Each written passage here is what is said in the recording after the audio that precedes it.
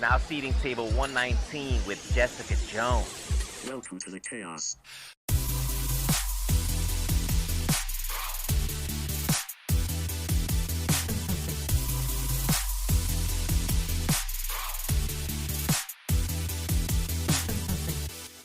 What up, everybody, and welcome back to the chaos. Danny J. Gomez, how you feeling today, baby? Mikey Tableman, I feel great. I'm super excited about today. Oh, man, I think today's episode is going to be so moving, enlightening, and just so many things I can't even say. We're just going to let it kind of roll out as it's going to. So sitting in the hot seat today is a very, very special person. This girl has so much courage, so much tenacity, has been through so much, and if you've seen anything in the press, the tabloids, the Untouchable Jessica Joan has really made her claim and stake in the world right now, and we can't wait to tell her story and have her share the things that she is doing in this world to make it a better place. So, ladies and gentlemen, the Untouchable Miss Jessica Joan, how are you? Oh my God, you guys, I'm gonna cry over here. I feel so seen, so heard. It's such a pleasure to be here with you all and with all of you out there. I feel really excited about this episode. These guys are so special, if you guys didn't already know that. So this is gonna be a good one. Very honored to have you here today. I listened to your podcast that, we'll plug that later, but it was just hearing your story was so inspirational to me and emotional, and it got me, I brought a tear to my eye on the way over here. So I'm so excited to hear your story and talk to you in person. So thank you for being here. Oh, thank you. And I love that it touched you, because that's the whole point of my podcast and me sharing my messages with everyone is just, let's all heal, let's all transform, let's all be our best selves. So if you haven't had the chance to know who this woman is, one, you're missing out. But two, Jess, give us a little bit of your backstory, just how we kicked this podcast off and the niche of this, how you kind of got into nightlife, and then we'll kind of take it from there a little bit. Okay, so a little bit about me. I'm Southern California born and raised. I had a really unorthodox and extremely traumatic childhood. Experienced abandonment at a young age, also a survivor of sexual abuse, and also just having parents that were I don't want to call them criminals, but they were drug dealers and had their own enterprise. SWAT team came to my house in 5th grade. Yeah, some gnarly stuff. It's going to be in my book. I talk about all of it. So that background, coming from such a traumatic space, I gravitated to LA. So I was in Orange County really at first. But LA is what raised me, is what I like to say. Being 18, 19, and being a young girl in Hollywood, I got into the nightlife scene very early.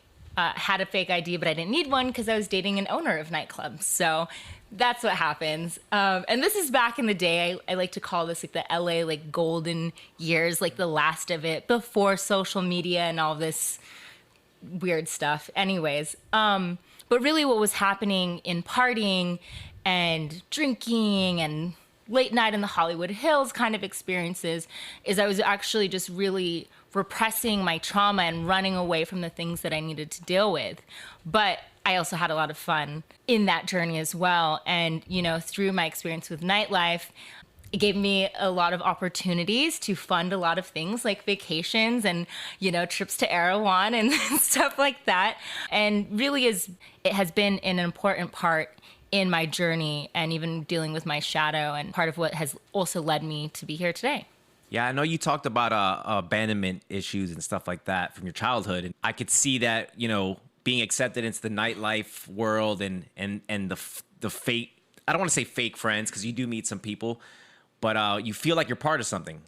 You feel like you're part of this crazy world of nightlife and the bar scene. So I would imagine that helped your ego or whatever it was that you needed some feeding, right? So is that accurate? Or yeah, I mean, being a young female in Hollywood, especially at that time, there's a lot of opportunities for you. You're not paying for anything. You're going and doing cool stuff. You're being invited to all of these cool places. I definitely had a life experience, apart from all the other stuff growing up. But that someone might cut off like a part of their pinky to have this kind of experience, like flying on a private jet to go to Aspen and, things like that. I didn't do no tag your sponsor stuff, okay?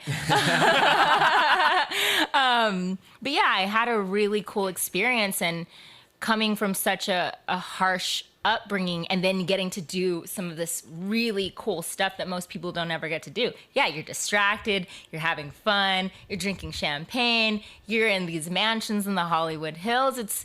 It's like watching, it's like Entourage. It's like real life Entourage. It's our favorite show. That's the reason I've moved out to LA in the first place. Oh, Same. Love that show. So Yep. good. So you're in that scene, you're dating these people, and you kind of get to a point where I met Jess when we started working at Blind Dragon together when I was a TSA still at this point. Actually, this is back years ago when I started with the H-Ford group with her. And it was interesting because she's not like any other bottle server I ever met. I was like, oh, I fuck with you. You were different. Like, just her energy is different. Her persona is different. She didn't get involved in the bullshit. Because when I met you, you were kind of past all of it. You're like, yo, I'm over this. And you were kind of looking for something at that point in your life. Yeah, no, we definitely vibed and would be in the back amongst all the craziness and like, start talking about some real shit. We were talking about life stuff, and I definitely saw your light too. I was like, you're a good one. And for me, I was over it because, I had been drinking and partying since I was 16 with the fake ID. And so in many incarnations of my life in LA, went through a period where I worked at Cafe Gratitude and was a vegan for a year and a half. But, bottle service paid much better. Absolutely. And so that was part of, I think, the duality of me is that I was very LA because I understood it. I grew up in this. And so there was a part of me that was so jaded. So I knew how to play the role of like LA and that kind of lifestyle. But at the same time, my soul, which is like rooted in really who I am, which I'm living now, is one of purpose in helping other people. So being at Blind Dragon was so difficult for me. Like I could play the role, whatever, pretend to drink the champagne. But like inside, my soul was dying. I was getting depleted, and just seeing someone spend $40,000 for a champagne bottle that they didn't even finish. I'm like, this could fucking feed a whole village. Like, what are we doing? And it's funny because definitely not the same kind of bottle service girl, like at all. Like the ways that I would have fun is I'd find the one person in like the party group who's just there with a group of friends and just be in the corner talking about real shit in the universe. I like that. You definitely have that light, and you have like that inner child, that sparkle, in your eyes. So I could see that you attracted Mikey back in the day. Oh, definitely. But she was just like, we had a really cool team at Blind Dragon. We did. It was a time. We had a dope fam. Chris Kim was there. Fabiola was there. Ramsey was there. People that have been in this podcast that I'm still very close with. I know that Jess is still good friends with at this point. It's all Chaos Controlled alumni right now. It's all Chaos Controlled alumni. So it was a great, for us, it was a great community there, but I think outside of work, just to find out what she went through, which was insane, and then just to know what Rams was going through and what Fab was going through, like, yo, man, we were all really struggling and suffering, and at that time, and none of us knew it. Right. So you found other ways to kind of, pick yourself back up, which led you into a few things. You mind if we kind of go in that direction? Yeah, absolutely. So if you've watched anything in the press, you've seen this girl's face, and I kind of want to let you tell, a little bit aspect of your story, because we really want to get to the point of where you are now, because the light that you're exuding in this world is amazing, and the message you're sending. So kind of take us through how you got to where you are now, because girl, you went through some shit. Oh my God. Like that's like an understatement. And the funny thing is what is out there in the press and what people know, it's like the big deal story of my story is actually small compared to everything that I'd been through. So I don't believe in accidents. I believe in synchronicities and that everything happens for a reason. And I didn't go into this thinking that I was supposed to go into this, which is basically, if you don't know, now you're going to know. So because I struggled, going through all those traumas, I've also been a seer and a seeker of knowledge and information and wanting to dig deeper, and also knowing that I had a bunch of shit to heal. So I've always been into personal development, finding different ways to heal. And I came across this personal development program via my former best friend. And she had this presentation, and it was for this program called ESP, which stood for Executive Success Programs. So basically what it was supposed to be, or sold as, is a personal development program based on humanitarian and ethics, and that this will help you reach your highest human potential. And so there's also, have you guys ever heard of or watched What the Bleep Do You Know? Mm-hmm. Do you know it? Quantum physics? Yep, yes. You got it. So Mark Vicente, I had watched that in college, so like 1 year I went to college, and he was actually there presenting. So to me, he had clout. This guy has done the work. He knows what's up. And mind you, these classes were not cheap. So thank goodness I was in bottle service, because that's what funded my experience with NXIVM. So that's the big word, NXIVM, ding, ding, ding.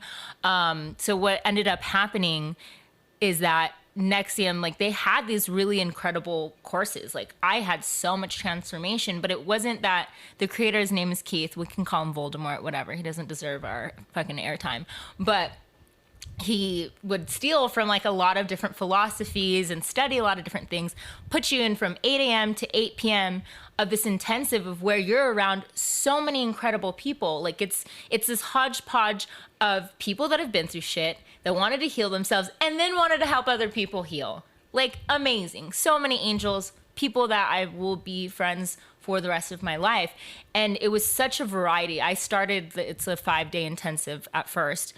In LA. And so you have like millionaire CEOs, Harvard graduates, production designers. And then there was even a kid that was 12 and his mom was there, and this kid had Tourette's and he had done like several courses and he doesn't have any more tics. So it's like mind blowing. And then you have the Dalai Lama co-signing this, and Richard Branson. So it's like, it got the Dalai Lama stamp of approval. Like, wow. Come on. And this is different from other like cults or, you know, courses, because it wasn't all a bunch of lost souls. It was actually people that were, you know, you had to pay like $4,000 to $5,000 to $11,000 to take these courses, just like to put that in your mind. So this is not just every Joe off the street that's going to be drinking Kool-Aid. This is people that wanted to excel, that wanted to invest in themselves, and then also be great, which is what made it so sinister and so nefarious, literally using people's lights and their goodness against them.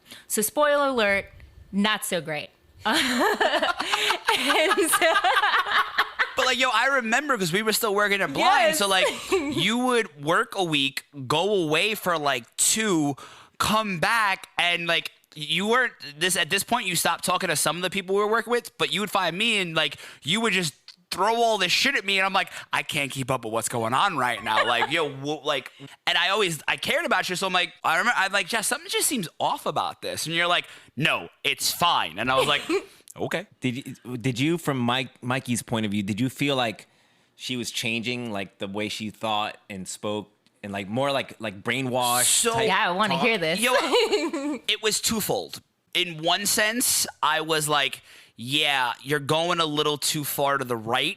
But on the other sense, I was lost. So I was like, all right, am I just thinking that because she's now outside of my comfort zone and I feel like I'm losing my friend, so I'm getting a little jealous? But there was still something in my intuition that was like, I don't know, something just seems off about all this. Mm-hmm. But then you kind of not really pushed all of us away, but you kind of dove full in and just left all of us behind. And like, I didn't hear from you for a while. Thad didn't hear from you for a while because you just kind of got sucked in. Yeah. And I'm like, all right, maybe she's doing. But she was also speaking like positively, right? Like it wasn't just positivity. It was like drilling you with it. Yeah. Yeah. Right. Where it was like, it seems like you're trying to sell me on something here. Right. And that's where the red flag kind of went off. But please continue on. Yeah, no. So, I mean, I love hearing this, like, on the other side of things, because there's definitely some people that were like, I don't know what she's getting into. I'm just going to, like, skirt to the outside, which is fine. And I get it. I was like, fuck, you know, this is, you know, it was embarrassing for me, like, later. And I'm not embarrassed at all, but we'll get to this point where it was a total, like, ego death, like, shotgun to the ego. And I was like, oh, wow. This is what happened. And basically during that time, so I was going back and forth to New York, to upstate New York and Albany. So they have a bunch of courses. Basically, it's like humanitarian college. Like they have a course for men, they have a course for parenting, they have like a physical body course, one for actors. The one that I went to in Vancouver was called The Source, $11,000 for 11 days. You know, it's like some serious shit. And so also part of what happens, even though there was a lot of really incredible transformation and things that happened, what we didn't realize is within the curriculum, what they do is that they start indoctrinating you. And it's much like Scientology, where it's like, if the people around you aren't a Scientologist, like they're bad. I forget what the actual terminology is. So for me, I was kind of getting an elitist, like, huge head. I mean, this happened even with my ex-boyfriend, where he was trying to tell me, and I was like, you just haven't done the work. You don't know what you're talking about. You need to take the course. So I'm looking at everyone, but I can see people's shits and their stuff. But then I was coming from this judgmental place, but coming from a place of, I want to help them. But it was, when I get passionate about stuff, I get really passionate. So I'm sure it was not my cutest moment. So yeah, I was going back and forth to New York, taking these courses, and, you know, keep going back to Blind Dragon and make my money to continue paying for more said courses. But what ended up happening is that I ended up getting invited into this women's only mentorship program, Secret Society. So I got invited in by this woman, India Oxenberg. And her mom was like this famous actress on the show Dynasty. Her grandma's the Princess of Yugoslavia. But really what it was is we became close friends because she was a coach in NXIVM. So as I'm doing all this unearthing, because in the courses, you become closer with these group of strangers at first than your best friends, because you're talking about your deepest vulnerabilities, you're talking about your dreams, your fears, and really doing a lot of critical thinking. As much as like there was brainwashing, there was a lot of critical thinking, which is crazy. High level manipulation. So for me, that's the stuff, like living in LA and working in nightlife and partying, that I was really missing. Like at the time, my soul was dying. Like, thank God I would go to my poetry open mics, because I was making a lot of money. I was booking jobs like modeling. I was up leveling my career and everything externally. But inside, my soul was like, yo, we're about to be lost forever. And so that's why NXIVM was so impactful for me. And also I was in such a vulnerable time. So it was the perfect marriage for things to escalate in the way that they did. And like Mike said, you know, I just kind of disappeared. Because when I go full in, I'm fucking going in full in. Like, let's fucking go. Like, let's see what's up. And I really, truly believed that Voldemort, you know, had this plan to help change the world. I'm like, oh my God, this guy actually wants to do the same thing as me, like change the world. Like, all right, like Dr. X or Professor X, like what's up? And so... Especially when the Dalai Lama signs. Like, if you can fucking coerce the Dalai Lama... Yeah, I mean... Like... There's pictures. It's on the internet. Look it up. It's actually on a documentary too, The Vow on HBO. Y'all can see him meeting with the Dalai Lama. I watched that, and him and the Dalai Lama sit down, and it's just like... The Dalai Lama like accepts him in as like this higher being who's supposed to be this spiritual person that's supposed to guide people. That's wild. And it's crazy because I know you're big on instinct and intuition. Even if something is telling you like something doesn't feel right, you're like, what? The Dalai Lama and like all these influential and important people are like going along with this. It's got to be okay, right? Well, there's definitely a lot of that. And actually, so what happened, because I actually tried to get my application back. So what happened was I put in my application. Originally, I'd saved money to like do a long-term stint in Hawaii. And, you know, I was like, I don't know. I looked up stuff online. So I did my due diligence. And I'm like, oh, there's like weird cult shit on here. And I don't really know. And so I asked India about it. I was like, I think I want to take my application back. and said... This is for the Secret Society women's No, group so, now so this is before. This is just for the NXIVM stuff. Got you. And I'm asking her about it, and then because they have an answer for everything, okay? And she said what happened was there was a son of a very affluent like broadcasting company, and that he took the course. He realized that the family business was unethical, so he decided not to follow that. So the parents are very mad and now have been doing a smear campaign. That makes fucking sense, you know? So anyways... all this coercion, all of these lies, all this like building of trust. But for me, what set it off was I was like, okay, what's the worst thing that could what's the worst thing that could happen? Right? I know. I'm like, I spend a few $1,000s, lose a few days of my life. And then I thought, but what if this could be something that really helps me? And then so I had this internal dialogue with myself, and then my higher self in my gut said, you need to do this. So it wasn't like, oh, I was just persuaded because of the other people. My gut said I need to do this. Plus, and you were already searching for something, and you like, okay, here it is. yeah, I mean, it was like Hawaii or it's this, and it was like, it was a yes. You know, I had my human stuff had the hesitation, but my spirit was actually the thing that said you need to do this, which had become so apparent in how things unfolded. I mean, if your spirit guides are telling you go to Hawaii, go to Albany where it's fucking cold instead of going to Hawaii, like there's got to be something I'm getting out of this. Right. Like, Exactly. Nobody goes to Albany. You know, it's I would have thought that too, but because I grew up in California, like all the time, it was nice to have a different experience. It was slow, like blue skies, trees, snow.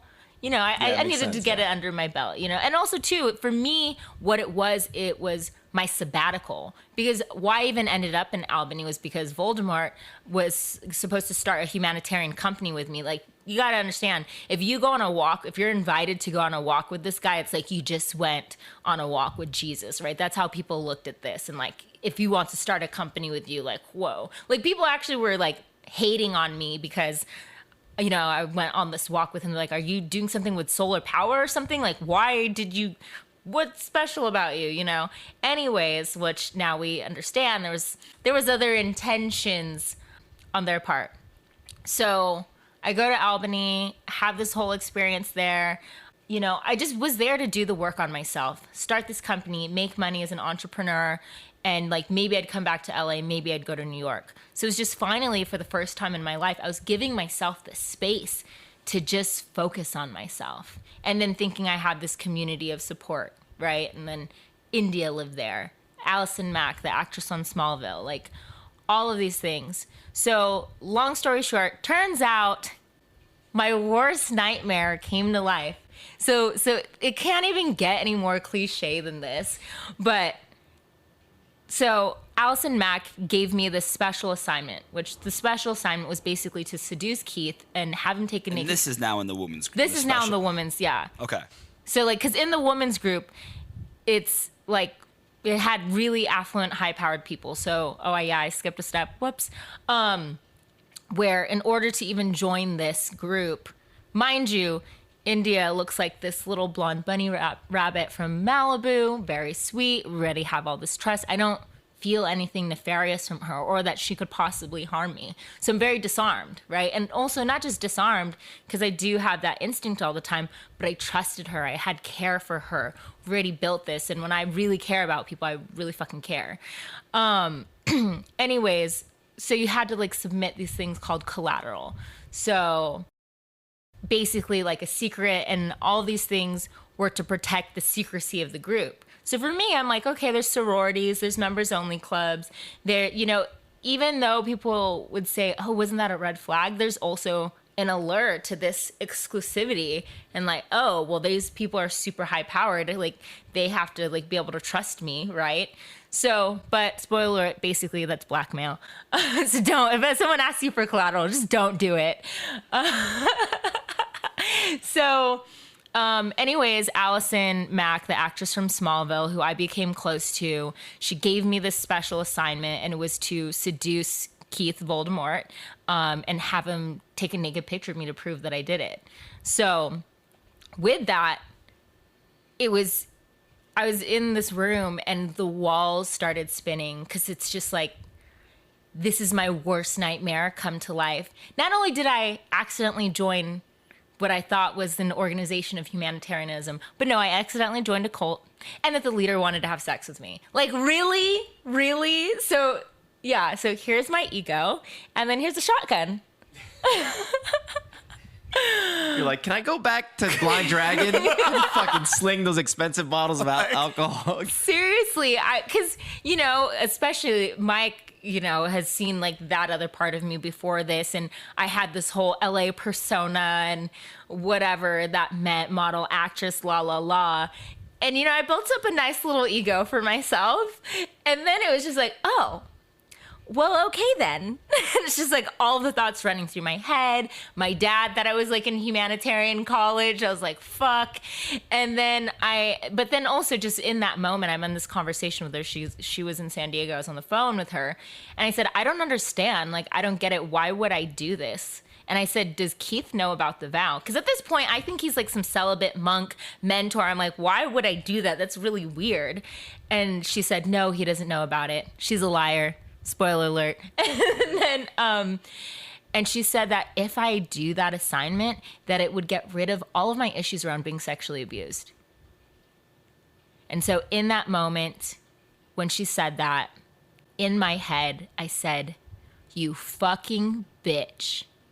Because not only, you know, this person, woman, horrible women doing like this to each other, but she tried to use my trauma and hurt the little Jess inside of me to then inflict more pain onto me and basically give me off to this monster. So within that conversation, I basically, like, I thought I was going to, like, woman ninja boot camp. Like, that's what I thought, the woman's only thing. It's called the vow. That's what I thought I was signing up for. So my ninja activated in that moment, and I'm like, oh, no. And so I played along. I mean, there's more, you know, I got to leave some stuff for you guys to check out my book and stuff like that.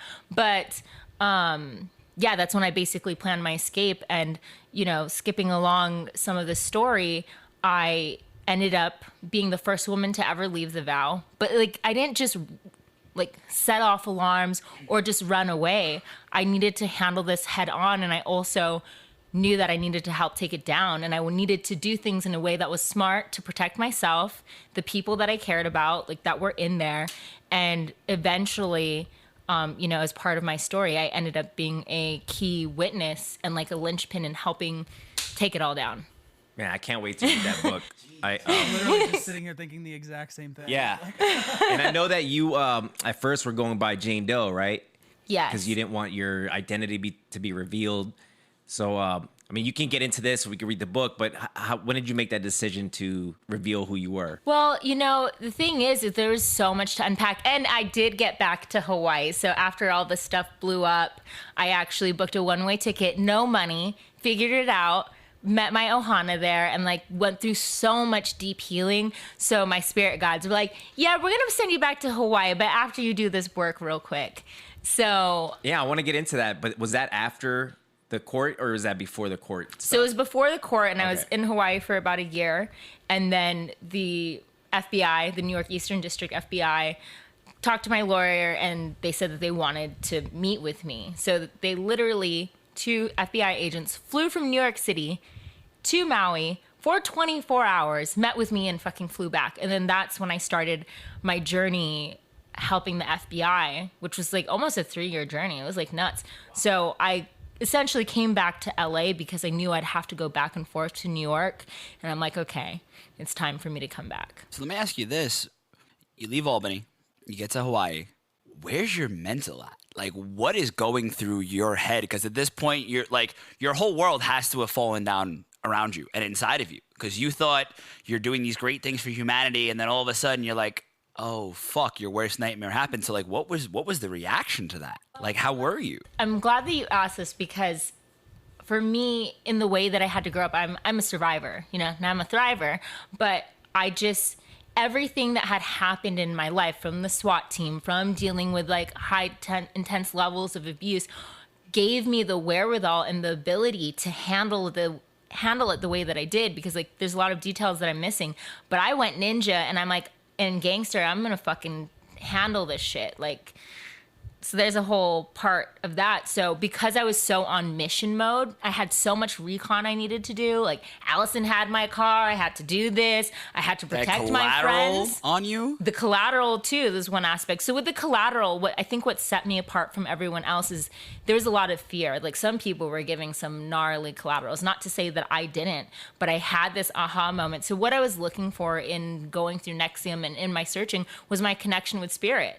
And to just evolve to the place where I'm feeling really good and have that source. So throughout that experience, I actually got that. And within that power of connecting with spirit and my higher self and knowing my truth, I'm like, fuck them. I'm not going to let anyone hold any fear against me. Like the universe got my back. Here we go. And I was just in fucking mission mode. So it wasn't until I got to Hawaii that I started to decompress. And I still had some like crazy shit go down in Hawaii too. I mean, not as crazy as this, obviously. But I also met people for the first time where it feels like opposite of LA. And, you know, not to shit on LA, but there's a lot of inauthenticity. There's a lot of people not connected with themselves. There's a lot of people just not aware, and that's fine and that's cool, but I needed to be around people that were really heart-centered. And in Hawaii, that's the aloha spirit. And so people were just letting me even just like stay at their place. They didn't want anything from me. It wasn't because they could get anything. They're just like, oh, you're a human, you're like my sister, like here. You know, people are like, oh, here's some mangoes, have a mango. It's like, oh my god, everyone's just so nice. Do you have Hawaiian roots or? You know, it's like a complicated thing. Like, definitely in my spirit, I really do feel my blood, but I have not done one of those tests. But I have Filipino and there's Polynesian. It's like a whole bunch of stuff. Right. Yeah. You said when you went there, you met your ohana. Is that what you? Yeah. So what's that? Ohana in Hawaiian means family. Okay. So I met like my soul fam out there, and it's just so funny because they knew nothing about my LA life. They just got to see me as me, and in a way that was so raw, but also that I was being so nourished. So I would tell them these stories, and we talk about it now. They're like, "Dude, you were telling us this, but I had no idea what you were talking about." And I would even do things there where I'm like planting trees, I'm like foraging for fruits and operating a tractor, and I would tell them none of my LA friends would ever fucking believe this shit if they saw me. Yeah, so you were basically rebuilding your soul. Yes. And your spirit. I was rebuilding it, and I was shedding all of the things that weren't me. So essentially going through that experience with NXIVM, I got so cracked open that there was no way I could just bandage this. I had to do the work and dive deep. Yeah, no, Yeah. I relate to that. I mean, my trauma was different. It was a physical trauma, and that's when I found myself. Yeah. So I get that. I mean, emotionally, dealing with what you dealt with is incredible. Like I'm actually just like tense hearing the story because like everything is a movie in my head when I hear stories like that. But just to look at her and see like how much life is in her now, to be like, yo, you went through all that, you made it through, survived, not only survived, but fuck shit up in the process, took everybody down with it, and had the patience and the virtue to just, you know, be like, all right, this is going to be a slow pace. And to where you are now, like, yo, homie, that's incredible. Like, I'm so proud of you. Yeah, the best thing is that she said she was going to like this female ninja training, but she was actually the ninja going in there to fuck shit up. Fuck shit up. Like, I mean, I can't even imagine what I'd think. Like, I feel like I wouldn't even know what I would do in that situation. Like, that's incredible. Yeah. Thank you, guys. Super brave. I mean, Beyond. yeah. It is just so weird for me because when people say that, like, I you know, it touches me, but for me, the way that I'm built, it's just, there's no other option. Like, I just can't not do the right thing. Like, did I have to testify? No. Did I have to do all these things? No, I didn't. But I actually did. There's just no other thing for me. And just like, so it's funny because, I mean, it's not funny, but when she kind of resurfaced, hit me up, yo, let's go for a hike. Went for a long hike, and she told me all this, and I was fucking mind blown. I'm like, what the fuck are you talking about? She's like, yo, go watch The Vow on HBO. There's one on HBO, and there's another one I think on Showtime Stars, too, or yeah. Stars. There's 2 documentaries about this, and I watched it, and I was enthralled. So when did what was the timetable on This that? is about like a year and a half ago? Maybe, yeah. Probably about a year and a Yeah. half ago. After, So I haven't heard from her for So like I've been back. Yeah, she's been back for a while, but I didn't hear from her for like two and a half years. Okay. And then all of a sudden she just resurfaced, and I got like a DM just on like one of my posts on Instagram, and I was like, yo, how the fuck are you, stranger? And she's like, oh, I'm back in LA. Let's go grab coffee and go on a hike. I'm like, yeah, let's do it. And then for the next 2 hours, my mind was just blown. And then I came home and I'm like, yo, I gotta watch this now. And I binge watched the entire 5-episode short miniseries on this thing. And just to see, like, if it was anything like what they were depicting, yo, that guy Keith Raniere was a fucking sociopath psycho. We don't speak his yeah. name. We don't speak his name. Voldemort. But like, just to see like what went on in this documentary and the things that they put in your head. And there was a part about like branding too. Yeah, women were getting branded, and so they were being blindfolded, and like they weren't gonna know that it was a branding ceremony right then and there. Like I was technically supposed to go to one, like as all this stuff was blowing up, like exploding, shortly after I like left them. And all I have to say is it's a good thing that I wasn't there, because I would have been on the 10 o'clock news. No, but yeah, I mean, it's a really serious thing. And, you know, it's really unfortunate. So many people were harmed emotionally, physically, financially. And, you know, this affects all of their families, all of their loved ones. And I recently was in New York to give my victim impact statement for Allison's sentencing. And, you know, my whole intention with that was to speak for all of those who don't have a voice.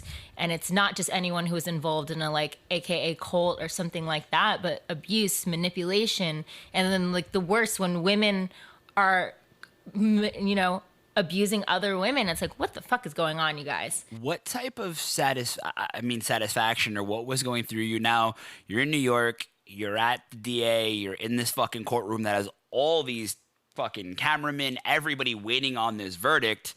You hear the verdict. What are you feeling inside now, knowing that what you did made a difference, and that you're like, yo, I did something. Fuck this bitch. She's going to jail. This is over. I can close this chapter of my life and move on. Like, what did that feel like? Man, first of all, being in that kind of room, because I was also in those kind of rooms for when I testified during the trial, but it's just the amount of electricity and energy that you feel. It's just so much. I'm already a highly sensitive person, but like her family's there. Her life is on the line. You have all these reporters, you have victims, you have all of these, you know, federal agents and stuff. And it's just like so intense. And I was the only person to do an impact statement in person. Other people wrote letters. So I'm just by myself. And you know, I came there with intention. I knew what I was there to do. I was there to do a job, and that's what I did. And yeah, as my friend said, who was there, and Fabs, I lit that room on fire with this, because it's not about me. Like, none of anything that I do is about me. I just happen to be the person in the vessel, like, not to discredit my own human, but like, I'm here because we're here to do work as a collective. And I'm just like, you know, one of the bridges, like, hey guys. But I felt a sense of relief, and just so nice. Like, I'm done. Like, I served my duty on this tour. All right, God, we're good. On to the next one. And even though I wasn't personally satisfied with her sentencing, she got 3 years in prison and 3 years like probation and house arrest. For someone like her, that is going to be a lot of time. And also, like, she's gonna live with this forever. Not that she even feels it, because she is a sociopath. But everyone knows, like, she is gonna be wearing that scarlet letter. And, you know, I did my job. I have no control over the other stuff, and that's all she wrote. So I do want to move on to like some other stuff, but I actually have a couple questions on that relating to this. Did you have fear, like, when you were deciding to get out?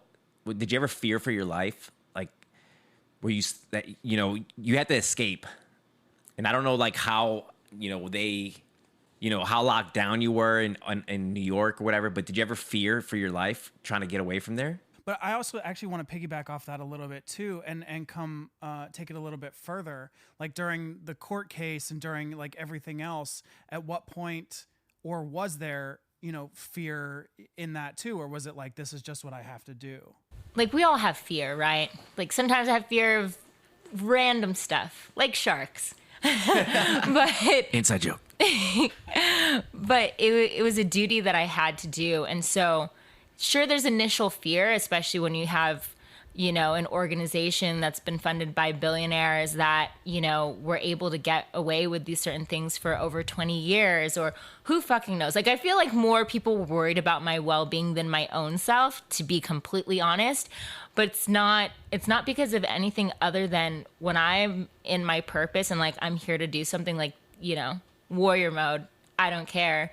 And, you know, not that I don't care about my safety, but I also know that I'm divinely protected. You know, this is not this is like so deep, and my purpose on this planet is so deep. And so that's just the space that I live from, especially now that I have all this clarity. So it's just, it is what it is. Yeah, I just have like this whole Mission Impossible picture of you like trying to get away from there and people like looking for you and shit like that. My brain just thinks there's that definitely way. like some spy shit, and there was definitely like where I got this letter where it's like I can't go to Mexico unless I cease and assist, like, or desist, whatever Right. it's called. You know, there was definitely like some mild threats, but All right. I can't wait to read about that stuff in the book. Now, the other question I had was, let's strip away all the bad shit that happened in NXIVM. Was there any positives that you took away from like the stuff that they taught you in the beginning? You know, is there any stuff that you still like use that you learned from there? Or did you say, fuck NXIVM, all the stuff that I learned was bullshit? Like, no, I mean, this is the thing. Like, there was so much incredible tools within there, and I don't necessarily practice any of those tools, but they're also not tools that are so extraordinary and unique. It was just a compilation of a bunch of different stuff, you know? Even when I was in the vow, some of my assignments were journal about what it is to be a wise woman, go on a 20-minute walk of contemplation and envision the life that you want. So this is the thing. It's all shit I'd do anyways. You know, fucking reading Malcolm X, all sorts of stuff. So what I did take away from there was these breakthroughs that I did have. Like my eyes opened up so much when I was there going through this process. And I don't know if it was just not even just the curriculum, but when you're around other like-minded people that have big hearts that are tapping into these vulnerabilities and you're creating this closeness and intimacy, like for me, that is so important. That's like that's the shit I live for. And there are people that I've met like throughout that experience that will always like hold such a big part of my heart. So, you know, the way that I live my life, and like even with coining the term untouchable, it's like we can be victimized and like be victims of situations 100%, but how you be untouchable is like how you transmute that pain, that suffering to go to the other side. Because there's always a choice. Like there's no judgment on either side. But for me, how I've lived my life, like with everything that I've been through, I could be dead. I could be doing so much different things, and it could be a very bad experience, and justifiably so. But the way that I operate is I'm going to take all these things. What is the lesson here? What did I gain here? What did I need to learn from here? And then how can I apply these to the person that I want to become, who I'm meant to become? Yeah. you're awesome. So kind of segueing into the next part of your life, you said earlier that you believe everything happens for a reason. So do you believe that everything you went through there was the final, I mean, maybe not the final, but the next jolt to bring you to this next part of your life and all the things that you are doing now to be this humanitarian? 1000%. Elaborate. So my mom was like beautiful. She was a nurse. She went to college. She came from, you know, a situation with her life where it was like a little bit more comfortable, and she changed her life in a way that she went on this road of self-destruction, essentially. She got involved in not only doing narcotics, but also being like a pretty big drug dealer. And so for so long, that was my biggest trauma, because my mom had left me and my siblings when I was like 5 or 6. So like core abandonment stuff, right? And so I've done so much work on that, but there was still this little tinge of resentment, right? Just like, or this feeling of like, why can't my mom like be here? And like, you know, the little Jess inside, she's like fucking sad. Like, what did I do? And, you know, in this time of my life now, and who I've become and who I'm continuing to become, and this next chapter, which is a really epic chapter. So, you know, good times ahead. I really had to sit with the fact that, you know, I was actually working with my book coach, and he said, you know, what if your mom like didn't do this? Like, who do you think you'd be? And it's not that I never thought about this. Intellectually, conceptually, I knew my mom had to like do this, fuck shit up for me in order to be who I am, or I'd probably be like really boring and like not do all this cool stuff. You know? But really, when I had this realization with him, like just something in the way that he said it and maybe the way that I was able to receive it, I was like, fuck, my mom and her soul literally had to fuck up and like, you know, I know she doesn't feel great about what she's doing. Obviously, she's not loving herself. She's abandoned her kids, all these things. But her soul literally had to do that in order for me to be me, in order to learn all of these painful lessons, transmute it back into unconditional love, and then deliver this message to the people. Like, it's really crazy. And when I try to psychoanalyze myself and break all the stuff down, I get it. But like, to go to what you're saying, it's like all of those things had to happen. Even from like, if I, you know, and I can even talk about sexual abuse. Usually it's like a taboo thing, or people are really scared, or it's heavy and it hurts. Yeah, it's fucking heavy and it hurts because it's a fucking shitty thing. But the thing is, if we don't face the reality of the shadows and the darkness that exists in the world, because guess what, guys, even if you don't want to look, it fucking exists, then we can't heal it. So every single moment, every single relationship, every single heartbreak, every single thing, every friendship that doesn't even exist anymore, we're all a part of me becoming who I am, and lessons that were necessary for me to be of service in the way that I am now. You are an incredible human being. Incredible. So I was transfixed. Dude. like the epic things that are coming next. Yes. I want to hear about them. Okay. What do we have to look forward to? Because I think if anybody didn't know you before this podcast, I'm sure everybody is going to follow you from it, because dude, your story is just fucking incredible, and Yeah, I it wanna needs know, like, to be told. Right. I want to know, like, post Hawaii, when you got back here, and what was your plan? And obviously this leads to like the whatever you're doing now, but I mean, for Hawaii, for me, was me like connecting to home. Like, Hawaii is home for me. And that's really where a lot of the work, you know, was done for me to shed all of my bullshit, all of society shit, all of my like drama. You know, most of it, I still had to continue doing work. We still always do the work. And so that segued for me to like really be more embedded in my purpose, because my soul got to heal. And like I said, being in a place like that and being around people like that, I was like, okay, LA is not the only thing. And like that whole experience is not the only thing in the world. Which segues into what I'm doing now, which I believe that like in Hawaii, there's the aloha way, like the aloha spirit. It's like, if you guys came with me to one of my friends' house and they never met you before, but they got 2 kids, as soon as we walk in the door, they would say hi to auntie and your uncles. Like, that's just how it is. Like, that's literally how I view the world, and that the aloha and like the Hawaii island lifestyle, like I'm just totally like making it smaller than what it is really. But that's the microcosm of what the macrocosm of the collective can be. And that's the vision that I hold. That's what I'm here to do, is help shift, awaken, inspire, you know, whether it's through businesses or my art and all of these things, and just even my relationships with people. And like now, you know, Mike's my fam, now you're my fam.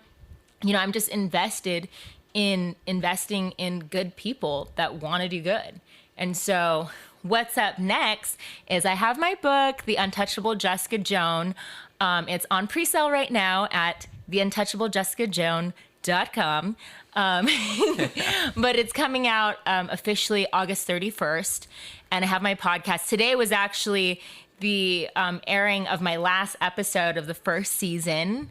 Amazing. So yes. Congrats on that. Thank you. Man, that one, that was a hard one. Doing a podcast is not easy, you guys. We're very aware. And so that's on there. So I go into my story. There's, you know, lessons that I offer from my experience. I have some great guests on there. There will be obviously a season 2, which I'm really excited about. Like, some people in this room might be guests on there. And yeah, I'm excited to just be in a space where I could just be myself now. I'm not the fucking NXIVM girl. I'm not dealing with the FBI. I actually have an opportunity now to just like, okay, who am I and what do I want to do? I'm a fucking artist. I'm a creator. I'm a producer. I'm a helper of goodness. I'm a, you know, vigilante for the innocent. Like, all of the Fucking things. beautiful ninja warrior princess. I love it. And so the book is definitely going to catapult some other really big stuff that I can't say right now, but be excited, because I'm fucking excited. And then so book tours in the works. Yeah, I mean, the world is the oyster that is open. So, yeah. I love it. I'm yeah. This seems like a nice place to take a break. We usually end the podcast with like a crazy story, but I think we've gotten enough Yeah, of like, that. it's just it reminds the whole concept of the phoenix from the ashes, rise and rise again. It's like, yo, man, you walked through hell, and Yeah. you came and you didn't just come out of it, but you fucking stomped your way out of that bitch and just Literally. kept going and took names on the way out. I mean, she dealt with like literal physical demons. Yeah, Like really though. Yeah, Like really. for real, for real. Like for real, for real. evil people, and you came out stronger. Like the resilience in you is just like, dude, you're somebody that people should look up to, and like I admire the hell out of your story and everything you do, and I'm very grateful to call you a friend. And I'll get random phone calls every once in a while, just, hey, are you good? Want to check in on you? I could feel you're a little off. You okay? Want to talk about stuff? I'm like, no, I don't, but love you for checking in. Thank you. And then she'll be like, no, tell me. And she'll pull it out. I'm like, yo, she's just that type of a genuine person. And it's so good to see people like that in this world still exist, because it's so far and few in between. So thank you for being you. Thank you. I appreciate that. And to let you guys know why I hit up Mike in the DM was that I was like seeing, him and his evolution evolution, because I always knew there was something special in him. I'm like, okay, he's a good egg. He's like on some other shit right now. It's all good. But then he was posting more positive things, and I could see his vulnerability and his shift. And so, I just want to honor him and the other gentlemen in the room here for coming together and like helping shed light and sharing your guys' stories with people and being a space for other people like myself to share our stories, because it takes a village. We're all a village of humans and human beings and love, and that's really what we got to get back to and remember. And it takes just connecting with one another and coming from this heart space. So y'all rock, are awesome. I adore you guys all. Likewise. I love your energy. You have like this little kid playfulness that I just like. I want to just go run around the streets with you and enjoy life. But no, I'm so happy that you came on, and it's just been amazing time. Thank you. This has been an incredible episode. Nick, what you think? Yeah. He's speechless. She'd definitely be on my superhero team. Dude, Dude. for real, 100%. Let's go, Avengers. Let's Yes. fucking go. I think the cool thing is, like, with Jess, something that she's always preached to me, and a philosophy that I have is like, yo, it's not one person that's going to change the world. It's a group of like-minded people working together as a collective. So someone like her, Danny, Nick, myself, like, we all want to do better. The point of this podcast that we started it for was to help people that are struggling, to let people know it's okay. And like, everybody in this room has struggled very hard with something. And we've all come out better. We're all continuing to grow and do better. And like, man, we need more people like us in this world that are trying to make this world a better place, because we need it. And there is so much ugly in this world. So, Jess, thank you for doing you and leading by example. Man, and on that note, Danny? I'm speechless, man. I'm so touched. Jess, thank you so much for coming on and being a part and telling your story with us. Thank you guys. I honor you. I see you. I'm so grateful. And for all of you guys out there, we're not more special than any of you. Like, it's all of us. It's just a choice and doing the work, and you got it. And we need you. The world needs you. Love you guys. And on that note, we'll see you next time on The Chaos. Peace. Thank you for listening to this week's episode of Chaos Control, hosted by Mikey Tableman and Danny J. Gomez, producer and audio engineer Nick Dewar. Please be sure to like, subscribe, and leave a review on the Apple Podcasts app or wherever you listen to your podcasts. Join us next week for more chaos.